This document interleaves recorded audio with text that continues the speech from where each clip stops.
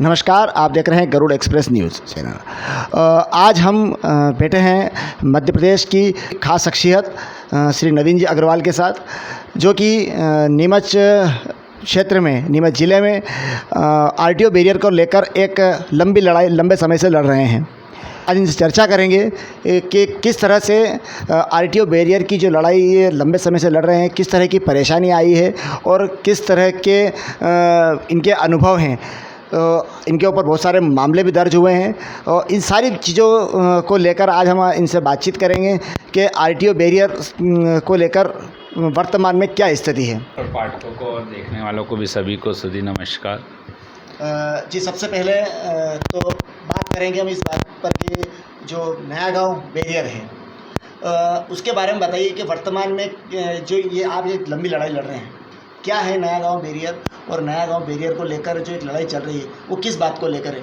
नया गांव बैरियर को लेकर हम लोग लगातार 2013 से संघर्ष कर रहे हैं और संघर्ष इस बात का है कि अगर कोई भी ट्रक ड्राइवर्स राजस्थान से अगर एमपी में प्रवेश करता है या मध्य प्रदेश से राजस्थान में जाता है तो वहाँ से उससे अवैध वसूली टायर संख्या के मान से ली जाती है। अगर उसके 8-6 टायर की उसकी गाड़ी हैं तो उससे 500 रुपये लिए जाते हैं। अगर उसके 8 चक्का गाड़ी हैं, 10 चक्का गाड़ी है तो उससे 1000 रुपये लिए जाते हैं और अगर ट्रेलर है तो उससे 15,000 रुपये तक लिए जाते हैं। ये अवैध वसूली हम लोग इसलिए बोल रहे हैं कि अवैध वसूली जब उसके सारे कागजात कंप्लीट होते हैं उसके बाद भी अगर उस तालिबानी एरिया से, तालिबानी एरिया इसलिए बोलना चाह रहा हूँ कि वहाँ ना कोई पुलिस वाला सुनता है, ना कोई सीएम सुनता है, ना कोई पीएम सुनता है, किसी से नहीं सुनता। हज़ारों लेटर हम लोगों ने इस लंबे संघर्ष में लिखे हैं, पोस्ट कार्ड लिखे हैं, जेल भी हम लोग गए हैं और यहाँ तक कि वहाँ पे भी हमने मूवमेंट किए हैं, लेकिन पूरा एक सुनियोजित षड्यंत्र है। तो उस तालिबानी एरिया की ये स्थिति है कि कोई सुनने वाला नहीं है और अगर किसी भी ट्रक ड्राइवर हो, चाहे पिकअप वाला हो या कोई हार्वेस्टर हो, कृषि यंत्र हो, उन सभी को वहाँ पर हार्वेस्टर की हम बात करें पूरे देश में किसी भी प्रकार से आरटीओ से हार्वेस्टर को छूट है, लेकिन वहाँ पर अगर कोई हार्वेस्टर पंजाब हो, हरियाणा हो, कोई भी हार्वेस्टर अपना काम करने इधर आता है तो उसको 5,000 रुपये एक महीने के उसको देना पड़ते हैं। इस लंबी लड़ाई को लड़ने के लिए हम इसलिए सक्रिय हुए हैं और इसलिए मैंने तालिबानी एरिया बोला है कि सपोज कीजिए आप यहाँ से अभी नीमच से जा रहे हैं और कोई ट्रैफिक इंचार्ज आपको मिलता है और बोलता है पेपर्स दिखाइए। आपके पेपर्स कंप्लीट हैं, गाड़ी का फिटनेस है, बीमा है, सब कुछ है और उसके बाद आपसे अगर कोई बोलेगा नहीं मुझे 200 चाहिए या 500 रुपये चाहिए, आपके ऊपर क्या गुजरेगी। वही लड़ाई हम लोग कर रहे हैं। हम लोग उस लड़ाई के लिए नहीं लड़ रहे हैं कि अगर किसी के पेपर अनकम्प्लीट हैं तो उसको चालान नहीं बने। और बहुत अच्छी चीज़ है कि मध्य प्रदेश में जब एकीकृत चेक पोस्ट बने थे, जिस प्रकार से नया गांव में चेक पोस्ट है, ये एकीकृत चेक पोस्ट है। यहाँ पर एक प्राइवेट कंपनी को ठेका दिया हुआ है। जैसे ट्रक ड्राइवर जाता है उसके ऑनलाइन पेपर, चाहे वो फिटनेस हो, ड्राइविंग लाइसेंस हो, इंश्योरेंस हो, आरसी हो, सारे पेपर्स, परमिट हो, सारे पेपर ऑनलाइन चेक हो जाते हैं। और नियम ये है कि उस गाड़ी को जिसके पेपर ओके हैं एक स्लिप निकलती है जिसकी तोल कांटा पर्ची बोलते हैं, उसके छोटी गाड़ियों के 55 रुपये लगते हैं और बड़ी के 110 रुपये के लगभग लगते हैं। तो उस पर अगर ओके है तो उसको परिवहन चेक पोस्ट पर नहीं जाना, उसको डायरेक्ट एग्जिट गेट से निकलकर वो राजस्थान जा रहा है तो राजस्थान चला जाएगा और राजस्थान से एमपी में आ रहा है तो एमपी में आ जाएगा। लेकिन यहाँ मध्य प्रदेश में अवैध वसूली शिवराज जी का जो माफिया राज है, परिवहन माफिया राज है शिवराज के राज में, वो इतना सशक्त है कि पेपर ओके होने के बाद भी उसको परिवहन चेक पोस्ट की विंडो पे भेजा जाता है और वहाँ जितनी टायर संख्या है उस मान से उससे पैसे लिए जाते हैं। हमने जब 2013 में लड़ाई चालू की थी तो वहाँ पर मंथ के हिसाब से एक स्टिकर्स लगा दिया जाता था जो होलोग्राम युक्त रहते थे और वो हर महीने चेंज होते थे। उस एक महीने के उनसे अगर 6 चक्का गाड़ी थी तो उनसे 2100 रुपये लिए जाते थे, बड़े से 10,000 रुपये, 15,000, इससे 25,000 रुपये तक एक महीने के लिए जाते। उस एक महीने में वो नया गांव बॉर्डर से जितनी बार आएगा जाएगा उतना उसको वो फ्री रहता था, लेकिन पेपर ओके होना चाहिए तब वो उस एरिया से जा सकता था। तो ये अवैध वसूली थी, उसके लिए हमने लंबा संघर्ष किया और उसको हमने बंद करवाया और ये रहे कि 1.5 साल तक ये चेक पोस्ट बंद रहे। उसके बाद वापस से हाई कोर्ट के निर्देश के और उनको उनको गलत जानकारी देके इन्होंने वापस से इन चेक पोस्टों को चालू करवाया। और आज की स्थिति में वो स्टिकर नहीं चलते हैं, लेकिन जितने चक्कर, अगर सपोज डेट सवेरे कोई राजस्थान से गाड़ी नीमच आई और उसने वहाँ से अगर उसका 6 चक्का गाड़ी है तो उससे 500 रुपये लेंगे, और 2 घंटे बाद अगर सपोज डेट वही गाड़ी वापस से जा रही है तो फिर 500 रुपये लेंगे। आप सोच सकते हैं कि अगर इस 1 महीने में अगर वो 10 बार आएगा, 10 बार जाएगा, तो उससे 10,000 रुपये की अवैध वसूली, सिर्फ ये छोटी गाड़ी का बता रहा हूँ, उस गाड़ी से अवैध वसूली ली जाती है। तो मैं आपके चैनल के माध्यम से भी यहाँ के जो विधायक हैं, सांसद हैं, मंत्री जी हैं, सारे हैं, और शिवराज जी हैं, मैं सबसे पूछना चाहता हूँ कि आप दूसरे प्रदेश की सुशासन की बात करते हो, एक तरफ आप ये बात करते हो, दूसरी तरफ आप मंचों से करते हो कि मैं किसी को बख्शूंगा नहीं, मैं अभी फार्म में हूँ, मामा आपका फार्म में है, और एक छोटे से पटवारी और तहसीलदार को मंच पे बुलाते हैं, उसको डपटते हैं, डांटते हैं और उसको सस्पेंड करने की कार्रवाई करते हैं। जब आप देखें कि मैंने 2 फाइलें रखी जिसमें सारे तथ्यात्मक सबूत है, ये सारे सबूत मैंने CM PM से लेकर जितने भी उच्च अधिकारी हैं, राष्ट्रपति वगैरह, जितने भी प्रशासनिक अधिकारी हैं, संवैधानिक पदों पे बैठे हुए हैं, जितने मध्य प्रदेश के सांसद हैं, विधायक हैं, सबको मैं भेज चुका हूं, लेकिन इनके ऊपर कोई कार्रवाई नहीं करता। आप देखें कि इस प्रकार की जो नया गांव चेक पोस्ट एकमात्र पोस्ट नहीं है, ऐसी 46 चेक पोस्ट मध्य प्रदेश में हैं, और इन 46 चेक पोस्टों पे प्रतिदिन 40 करोड़ रुपए की अवैध वसूली होती है। और ये हमने तथ्यात्मक जानकारी माननीय शिवराज जी को भी भेजी है और विपक्ष को भी भेजी है। और सबसे बड़ी चीज़ ये है कि आप देखें कि इसका कितना बड़ा है कि दिग्विजय सिंह काल में भी अवैध वसूली होती थी जब कांग्रेस का शासन था। शिवराज का 15 साल का शासन चला, उसमें भी अवैध वसूली रही। फिर 15 महीने के लिए कमलनाथ सरकार आई तो भी ये अवैध वसूली निरंतर जारी रही, हमने तब भी आवाज़ उठाई। और आज अगर वापस से शिवराज सरकार आई है तो वो भी वापस से चल रही है। तो किस मुंह से भाजपा और कांग्रेस ये कहती है कि हम सुशासन की बात करना चाहते हैं। दूसरी बात ये है कि मैं नीमच की अगर बात करूँ तो नीमच में कोई विधायक, कोई सांसद ऐसा नहीं बचा है जिसको मैंने तथ्यात्मक जानकारी नहीं दी हो, और विपक्ष का भी कोई नेता नहीं बचा है, लेकिन सारे सभी के मुंह पे पट्टी बंधी हुई है, कोई इसको जवाब देना नहीं चाहता है। और अगर सोशल मीडिया से या किसी भी पोस्ट पे हम लोग अगर इस बारे में कोई पोस्ट करते हैं तो सबके मुंह पे ताला लग जाता है। इसलिए हम कहते हैं कि ये बहुत ही बड़ा सुनियोजित अपराध है।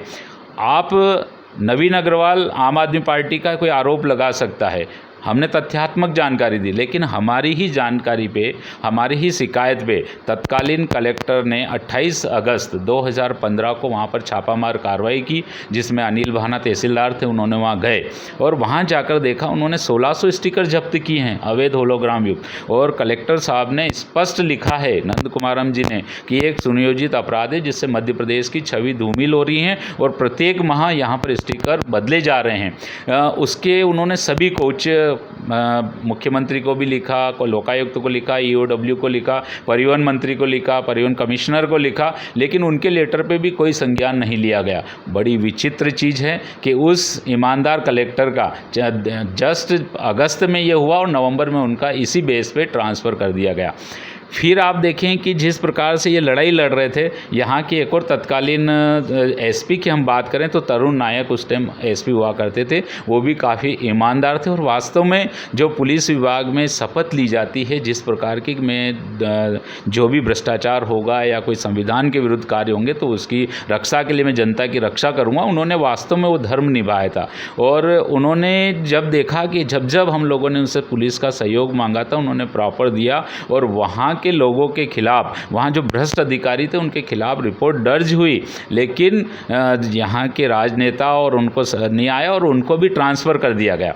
उनका जैसे ट्रांसफ़र हुआ और जिस रात को ट्रांसफ़र हुआ, 28 दिसंबर 2015 की बात है, जिस दिन ट्रांसफ़र हुआ और एक अधिकारी को जो कि पुलिस अधीक्षक के रूप में यहाँ भेजा था, मिस्टर मनोज सिंह को, और जैसे उन्होंने चार्ज लिया, 8 या 10 बजे चार्ज लिया और 11 बजे हम लोगों को आतंकवादियों की तर्ज पर और हथकड़ी लगाकर हमको घरों से ऐसा उठाया गया जैसे कि हम लोग बहुत बड़े आतंकवादी हैं। अगर इस देश में ईमानदारी की लड़ाई, भ्रष्टाचार की लड़ाई लड़ना आतंकवाद है तो फिर आतंकवाद किसको कहते हैं और सद्भावना किसको कहते हैं? उन मनोज सिंह जी ने हमको रात को 11 बजे घरों से उठा लिया।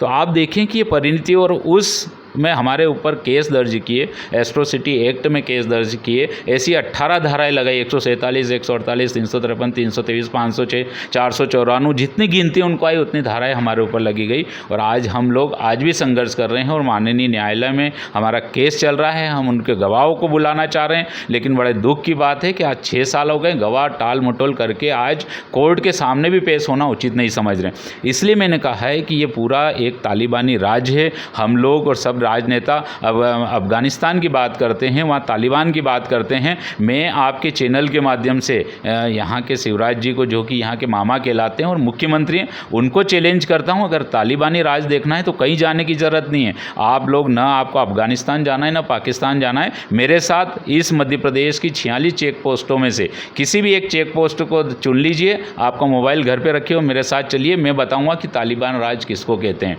ये तालिबानी राज यहाँ है और हम इसके लिए लगातार संघर्ष कर रहे हैं और करते रहेंगे। जो इसका हिस्सा है कहाँ कहाँ बढ़ता है, कौन कौन इस हिस्से में शामिल है? करोड़ों का जो एक घालमेल है, तो इसमें कौन कौन शामिल हो सकते हैं?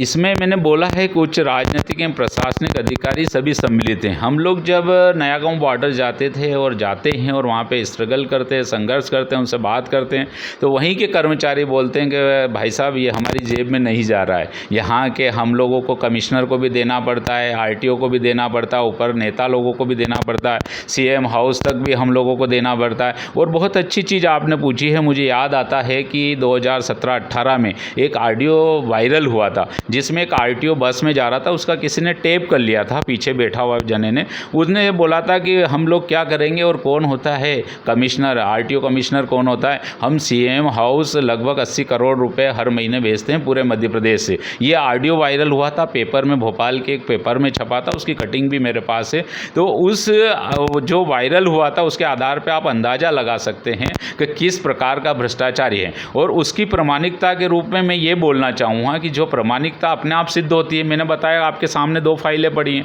जिसमें हज़ारों लेटर्स पड़े हैं, हज़ारों लेटर्स मैंने सबको लिखे हैं। अगर वास्तव में वो बेदाग हैं, वाली यहाँ के उच्च प्रशासनिक अमला हो या उच्च राजनेता हो या CM साहब हो या PM साहब हो, अगर सब बेदाग हैं तो क्या कारण है कि ये जो माफिया चल रहा है, एक तरफ आप बुलडोजर चला के माफिया राज खत्म होने की बात करते हैं, दूसरी तरफ आप 24 घंटे जो माफिया राज चल रहा है जब परिवहन चेक पोस्टों पर मध्य प्रदेश की, उसको नेस्तनाबूद करने के लिए आप कुछ नहीं करते। ये बड़े आश्चर्य की बात है। दूसरी एक बहुत अच्छी बात आपको मैं बताना चाहता हूं कि इसी प्रकार की एक लड़ाई भाजपा के ही प्रदीप पटेल, जब वो विपक्ष में थे, कमलनाथ सरकार बनी थी और रीवा के ये मऊगंज के विधायक हैं मिस्टर प्रदीप पटेल, उन्होंने भी इसी प्रकार के हमारे जैसा संघर्ष किया था और उसके चेक पोस्ट पे वहाँ पर उन्होंने इसी प्रकार के अवैध स्टिकर जब्त करवाए थे। उनके खिलाफ भी रिपोर्ट दर्ज की गई और हम लोगों ने उन्हीं के साथ मिलकर एक मूवमेंट किया था। वो नीमच भी आए थे, नयागांव भी गए थे हमारे साथ में और उन्होंने किए थे।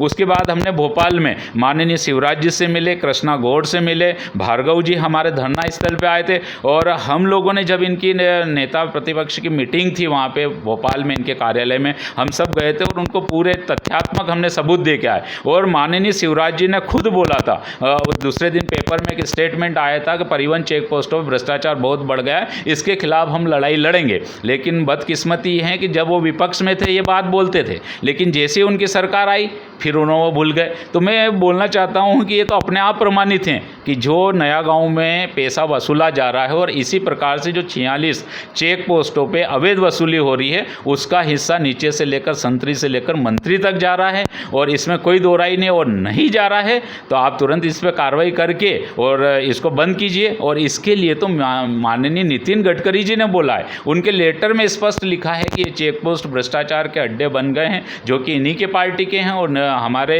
सेंट्रल मिनिस्टर हैं और केंद्रीय मंत्री हैं, उन्होंने ही बोला है कि भ्रष्टाचार के अड्डे बन गए हैं। और 2017 में जब GST लागू हुआ था तो उसमें स्पष्ट अवधारणा थी कि इन चेक पोस्टों को बंद किया जाएगा, सेल टैक्स के चेक पोस्टों को बंद किया जाएगा, परिवहन चेक पोस्टों को बंद करना है, इन सब चेक पोस्टों को बंद करना है। तो क्या कारण है कि आज तक ये चेक पोस्ट बंद नहीं हो रहे हैं? अभी वर्तमान में जो सितंबर गया है, सितंबर 2021, उन्होंने एक लेटर और जारी किया है और इनसे स्पष्ट निर्देश दिए हैं कि मध्य प्रदेश, केरल, तमिलनाडु, आंध्र प्रदेश, 7 स्टेट ऐसे हैं जिस पर अभी ये चेक पोस्ट चल रहे हैं, इनको तुरंत बंद करके हमको सूचित करें कि हमने चेक पोस्ट बंद कर बढ़ी है। उसके बाद भी मध्य प्रदेश की शिवराज सरकार इसको बंद करने को तैयार नहीं है। तो इसका मुख्य कारण यही है कि चाहे वो यहाँ नया गांव की बात हो, या भोपाल के सचिवालय की बात हो, या भोपाल के मुख्यमंत्री निवास की बात हो, या कहीं की भी बात हो, जितने भी आवास है, जितने भी संतरी और मंत्री हैं, उच्च राजनीतिक प्रशासनिक अधिकारी हैं, स्थानीय प्रशासनिक अमला है, स्थानीय विधायक हैं, सांसद हैं, सब हैं, अगर वास्तव में ईमानदार है और सुशासन की स्थापना करना चाहते हैं तो मैं चैलेंज करता हूं कि ये भ्रष्टाचार के अड्डे बंद करें। और नवीन अग्रवाल वो पहला व्यक्ति होगा, अगर ये भ्रष्टाचार के अड्डे बंद होते हैं तो मैं खुद यहाँ जो मेरे लोकल सांसद हैं, विधायक हैं और जितने भी यहाँ आना चाहेंगे उनका नागरिक अभिनंदन मैं करूँगा। मेरे खुद के खर्चे से, अपने खून पसीने की कमाई से मैं करने को तैयार हूँ, लेकिन मुझे ये चेक पोस्ट पे जो अवैध वसूली हो रही है वो बंद होना चाहिए। मेरा जब तक मैं जिंदा हूँ इन चेक पोस्टों की लड़ाई के खिलाफ लड़ता रहूँगा। साम दाम दंड भेद, इस लड़ाई के दौरान आपके ऊपर प्रकरण भी दर्ज हुए हैं, आपको डराने की, धमकाने की भी कोशिश की गई होगी, खरीदने की भी आपको कोशिश की गई होगी, इसके बारे में क्या कहना चाहिए? सबसे पहले जब हमारा मूवमेंट चला तो सबसे पहला प्रश्न ये आया कि जब हम लोग नया गांव गए तो उस टाइम सेल टैक्स के वो चेक पोस्ट हुआ करते थे। तो मिस्टर वहाँ पर एक इंस्पेक्टर था, उसने बोला सर आप व्यापारी हैं? मैंने कहा बिल्कुल व्यापारी हूँ। तो बोले फिर आप इस लड़ाई कैसे लड़ सकते हैं? मैंने क्यों नहीं लड़ सकता? सर आप व्यापार करते हैं और आप हमारे अंडर में आते हैं। मैंने बिल्कुल अंडर में आता हूँ, लेकिन मैं भारत का स्वतंत्र नागरिक हूँ, मैं लोकतांत्रिक नहीं। आपको हम कहीं पे भी उलझा सकते हैं। मैंने कहा उलझा दीजिए। मैंने कहा आपका CTO कौन है? बोले सिंगल साहब हैं। मैंने कहा मिस्टर आप पहले सबसे पहले एक फ़ोन कीजिए और पूछिए कि वो 1 रुपया ज़्यादा टैक्स भरता है कि कम टैक्स भरता है।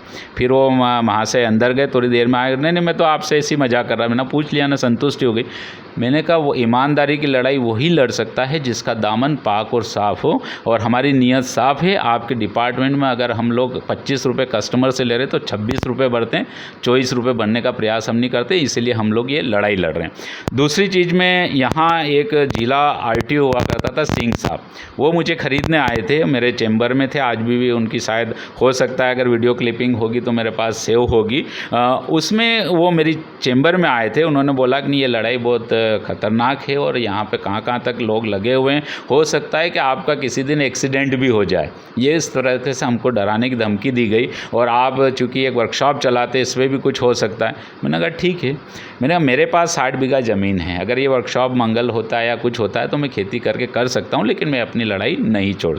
मुझे याद है कि उसी टाइम उन्होंने भोपाल किसी अधिकारी को फ़ोन लगाया था और कहा था कि ये बिकने वाले नहीं हैं, ये ईमानदारी की लड़ाई लड़ रहे हैं, इसलिए मैं इसमें कुछ भी सहयोग नहीं कर सकता हूँ।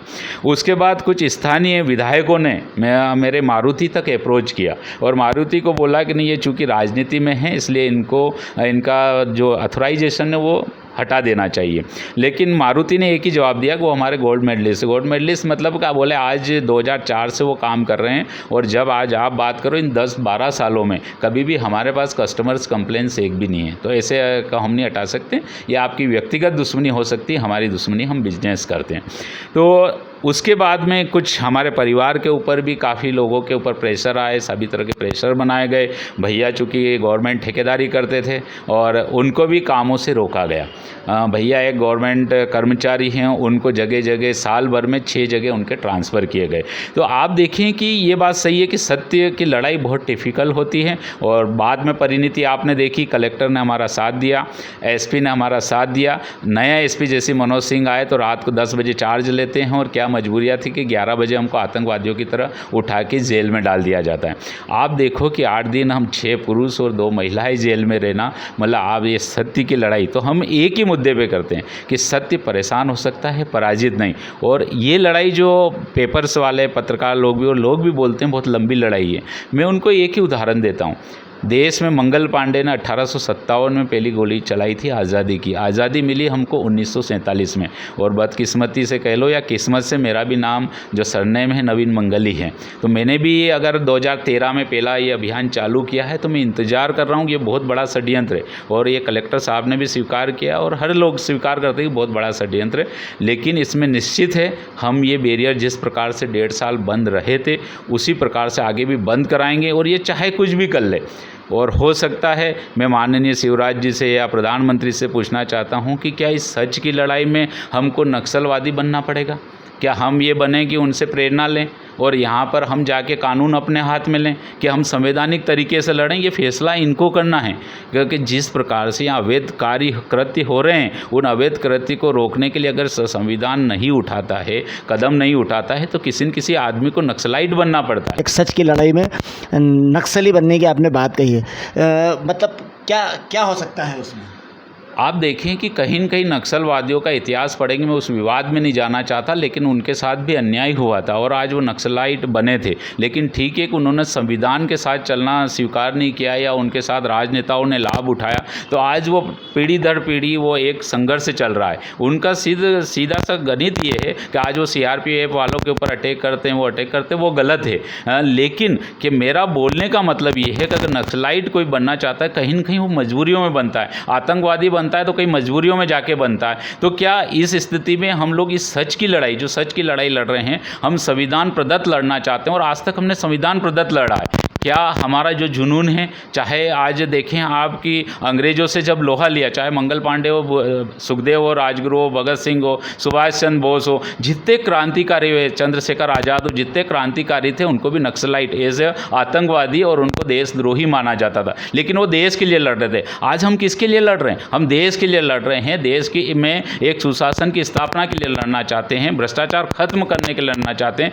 हर पार्टी, चाहे भाजपा हो, कांग्रेस हो, भ्रष्टाचार खत्म करने की बात करती है, लेकिन धरातल पे कोई कार्य नहीं करती है। हम भ्रष्टाचार खत्म करने की बात करते हैं, हमारा जन्म भी इसी से हुआ। आम आदमी पार्टी का आप देखो तो जन्म किस बेस पे हुआ? भ्रष्टाचार के खिलाफ, और एक क्रांति जो चली थी उस आंदोलन से जन्मी पार्टी है। तो आज हम जिस आंदोलन को लड़ रहे हैं, क्या मेरे को मजबूरन होकर नक्सलाइट बनना पड़ेगा? मुझे बंदूक उठाना पड़ेगी? क्या मुझे उन लोगों के ऊपर गोलियां चलाना पड़ेगी? ये शासन प्रशासन को स्वीकार करना है कि अगर वो इस स्थिति में नहीं आए, क्योंकि एक आदमी का चरम उत्कर्ष होता है कि जब तक वो सहन कर रहा है, सहनशीलता की किसी भी, आज एक मैं साइंस का स्टूडेंट हूँ, रबड़ को आप खींचो उसमें इलास्टिसिटी होती है, और जब एक ज़्यादा उसको रबड़ को अगर खींचते तो इलास्टिसिटी उसकी खत्म हो जाती है, वो रबड़ ब्रेक हो जाता है और लंबा का लंबा। तो क्या हम लोगों को उस रबड़ की तरह बनना पड़ेगा कि अगर ये शिवराज सरकार नहीं सुनती है, माननीय मोदी सरकार नहीं सुनती, अगर कोई नहीं सुनेगा और हमारा माननीय कोर्ट नहीं सुनेगा, तो क्या हम उस पथ पे चलें जिस पथ पे हमारे क्रांतिकारी लोग चलें, चाहे उनको नक्सलाइट कह लो, चाहे आतंकवादी कह लो, चाहे देशभक्त कह लो, या कुछ देशद्रोही कह लो। लेकिन अगर ये तालिबानी राज यहाँ ख़त्म नहीं होता है,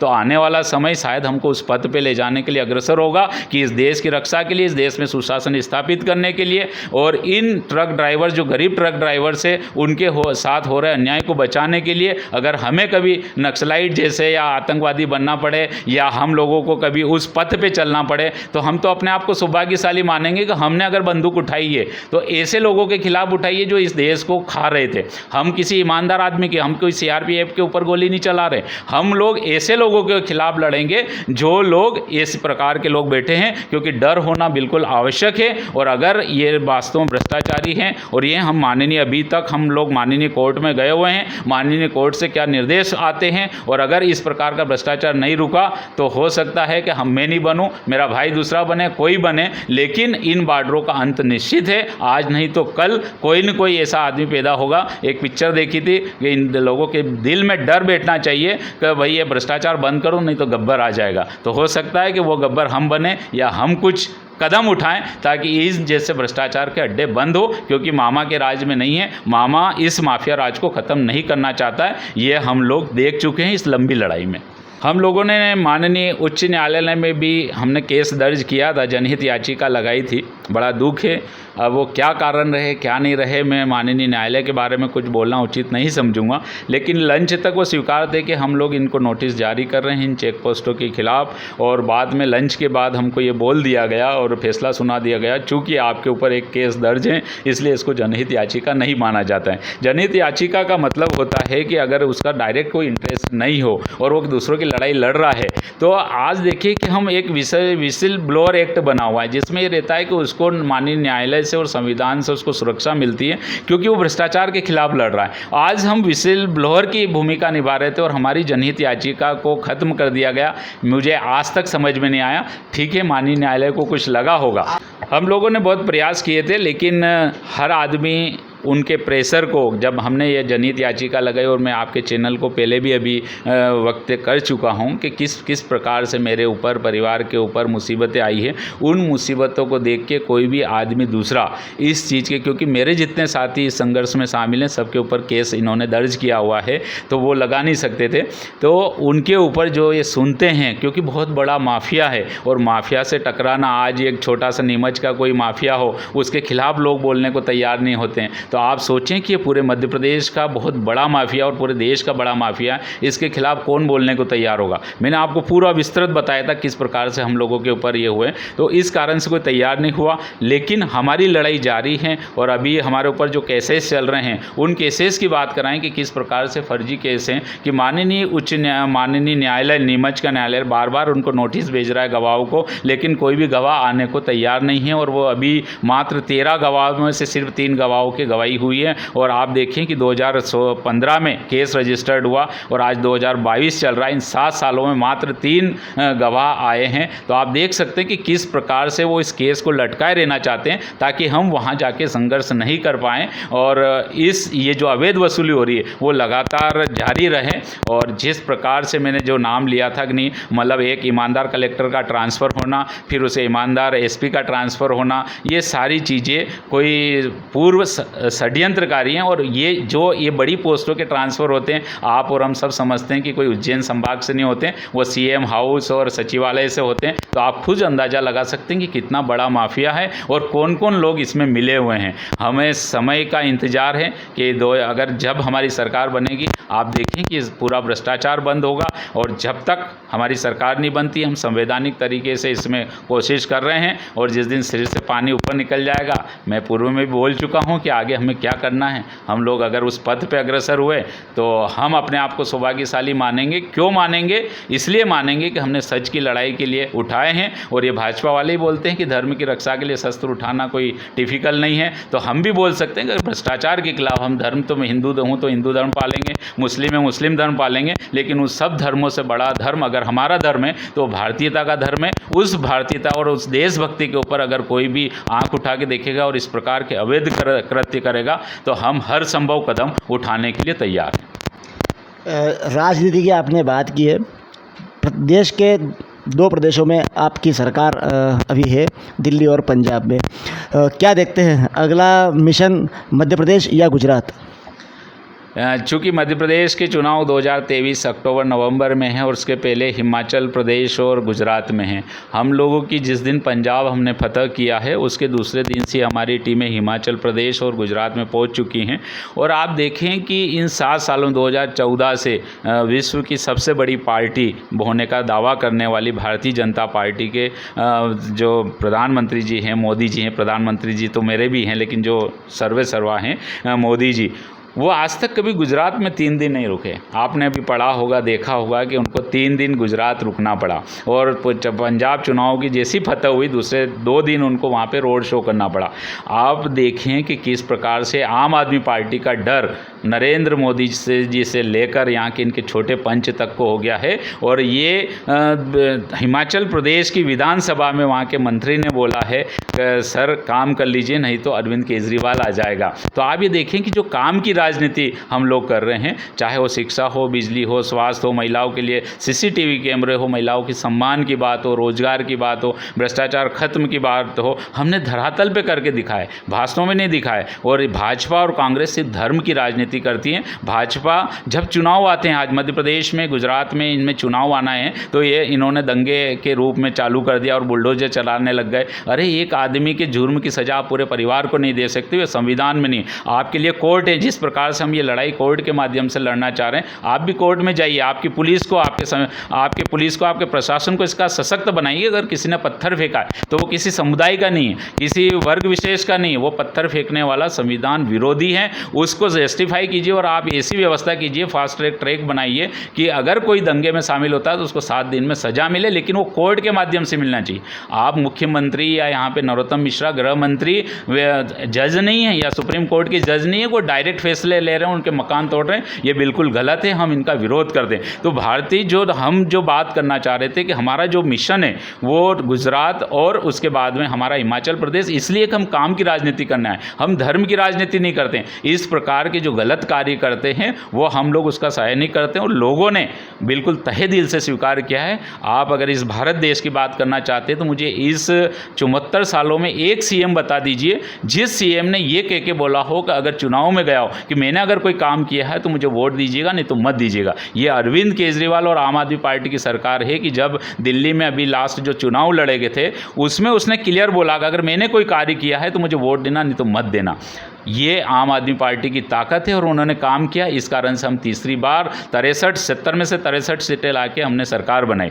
आज उसी मुहर को पंजाब के लोगों ने लगाया, उन्होंने स्वीकार किया कि दिल्ली में हमने काम करके दिखाया। उस बेस पे पंजाब में हमको 117 में से 92 सीटें दी, एक छप्पर फाड़ की सीटें दी।